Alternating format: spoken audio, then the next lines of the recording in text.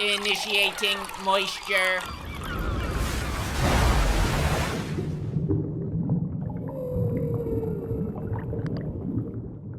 Welcome to the Moist Meter. Today we're taking a look at the new Batman movie. This is, of course, unrelated to the Nolan trilogy as well as the Affleck universe. This is a standalone dimension where Batman is just starting to get into the swing of things and figuring out what he needs to be for Gotham. I actually think Gotham is the best part of this movie, the city itself. It is hell on earth, and they don't shy away from showing you it. It is truly a shithole, a stinky, festering cesspool. And, of course, throughout all of Batman media, everyone knew Gotham's got a lot of crime, it's not a good place to live, but this is the first Batman movie that really doesn't pull punches in showing you just how awful and miserable and hopeless that city is, to the point where even Batman questions if it will ever actually yield any results what he's doing, and it might just be a lost cause, fighting a losing battle. And you see that now. And I think that's a really interesting detail, because the majority of this movie, and it's a long movie, it's almost 3 hours, the majority of it takes place at night. So for most of the time, Robert Pattinson is Batman. You don't really see a whole ton of Bruce Wayne. So you're getting to see him actively trying to make Gotham a better place and seeing him fail at every turn to have a positive effect. In fact, things are only getting worse with him being there, despite him having a very profound effect on criminals themselves. He's still new to being a vigilante, but in the short time he's been operating, he has become fear incarnate, and the movie does a great job of showing you how scary the Batman can be. A criminal just stole money from a cash register, and then down a dark alley, he hears some weird noises. Some criminals were graffitiing a place, and their spray can bottle fucking rolls into a dark hallway. And then they all look up and they see the bat signal, like, fuck, Batman's probably over there like the boogeyman about to fuck me in my ass. And they all run away just out of fear. And then there's some common criminals that are about to beat up a man for no reason, just for the sake of a viral TikTok video, and hit like a Harlem Shake afterwards or something. But then they start hearing these thunderous fee-fi-fo-fum footsteps coming from the darkness, and Batman emerges, and everyone's getting their ass beaten. He's blasting everyone. The movie does a great job of showing you a scary, broody Batman, and it does a great job of that. But then here comes my first complaint. I think Batman is great, and I think Robert Pattinson does a great job as Batman, but there's no disconnect between Batman and Bruce Wayne. They're the same character in this movie. When he takes off the mask and is Bruce Wayne, he is still just as broody and emo as Batman. Whereas in all the other Batman iterations, Bruce Wayne puts on a facade. He's a playboy douchebag.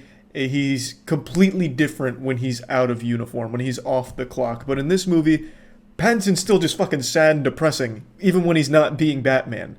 So he's around Alfred, and he's just like, Alfred, you're not my dad. Don't act like my fucking dad. Like, it honestly sounds like he's one Pierce the Veil song away from rage quitting MySpace.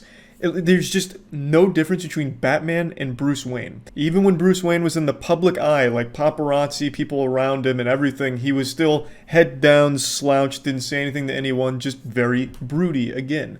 Which is very weird to me, because I'm used to the Bruce Wayne being like Chad Thundercock and Batman being the very serious, very broody, dark figure, not Bruce Wayne and Batman. So I don't think it's like the worst decision in the world, because I think it can work, and he is still very new to this, so he's still figuring out exactly who he needs to be and all of that. But still, it was something I felt I should point out, because it didn't work super well for me, at least not in this movie. I think him as Batman was fantastic, but him as Bruce Wayne, I just didn't really think hit as hard as it needed to. I thought every other character did a fantastic job.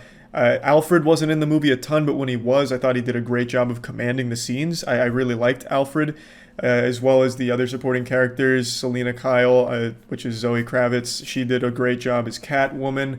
And just the entire cast, honestly. But the real standout to me was actually the Riddler. The Riddler is a character I've always found to be super goofy, not very intimidating, and more of just like a comic relief villain. Now, I'm no big comic book lore expert. I don't know if the Riddler's ever been super cool, but in everything I've ever seen him in, he hasn't exactly been like the most intimidating or scary villain in Gotham. But in this movie, he was like fucking Jigsaw. He was a criminal mastermind who set up all kinds of wildly elaborate puzzles, as well as actual saw traps I don't want to give any spoilers, really, but there is one time where he uses something I'm pretty sure I saw in Saw 4. Like, he has a contraption on someone that he wants to punish and get Batman's attention with, and it's pretty fucking intense. The movie, I'm shocked, is PG-13 because it feels like it wanted to be R. From the very first mystery that Batman has to solve, they seem to want to go hard. Dude's missing a thumb. He's been beat to death with a fucking hammer. It's intense. It really does feel like it tries to deliver an R-rated experience at the PG-13 price. Like, it doesn't. It feels like they may have just dialed it back in post in order to hit PG-13. I obviously can't prove that, but it still works just as well. Just because it's not like over-the-top gory or showing everything that I feel it wanted to show, doesn't take away from it. I think the movie is really smart. I think it does a great job of giving you a detective mystery, as well as just some great actual superhero kind of shit. Batman is still every bit as cool in this movie as he always has been. I think Robert Pattinson does a great job when he's beating ass, when he's solving crimes. He's obviously very smart. There's never a scene in this movie where I feel like Batman is lame or anything. Same with the Riddler. And I really thought the Riddler would be just kind of a goofy pick for their main villain, but it's a great, great job. And there's so much to it. It's more than just the Riddler. There's a lot that goes on. There's a lot of moving parts. And this is going to bring me to my next complaint, and it's one that I can't touch on too hard because of spoilers, but when the Batman is solving some of these mysteries, he completely throws the value of human life out the window. And what I mean by this is there's a giant car chase, and the chase is fantastic. It is really well shot, and I love that they wanted to really stick with realism, so instead of having a giant tumbler, he has a fucking muscle car with a crazy jet turbine thing on it like you see in the trailers. Goes full-blown Dukes of Hazzard. But what happens in this chase scene is Batman is so fixated on catching the guy he's chasing, he completely disregards all of the lives around him that are lost. Because in this scene, there's tons of cars crashing into each other, and the people are actually dying because the cars explode. There's a scene where this is a minor spoiler, I suppose, so just fair warning. Okay, warning over. There's a scene where 2 trucks explode. Those people are absolutely dead, and as well as the cars around them. The 2 trucks explode, and he ramps off of the trucks with his vehicle as those trucks are exploding. So all of those people are dead, and it's entirely Batman's fault because he was chasing this guy for so long on such a busy interstate.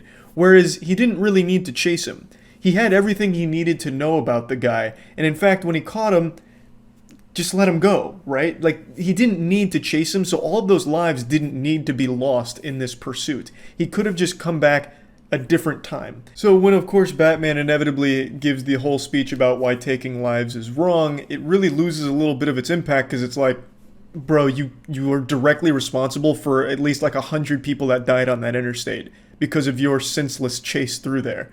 Like, you have no room to be saying things like that. So it's just something I wanted to point out, a little nitpick. And there's also another scene where he is like quite literally directly responsible for people around him getting hurt that aren't even involved. But the thing I'm saying is there are times where I was like, a little weird that Batman would be okay ramping off the fucking corpse of these people in this chase. So I just wanted to point that out. It's not like a major complaint. It's more of just something that kind of rubbed me the wrong way and felt a bit weird. Overall, though, I just really did like the movie. I thought 3 hours was going to be way too long, but it was a great runtime for everything that they captured here. It told a fantastic story and was a really good coming of age for Batman, honestly. You get to learn a lot about the character and see them, I wouldn't say grow, because by the end of the movie he's still just as broody, but he starts to realize more of what Gotham needs from him.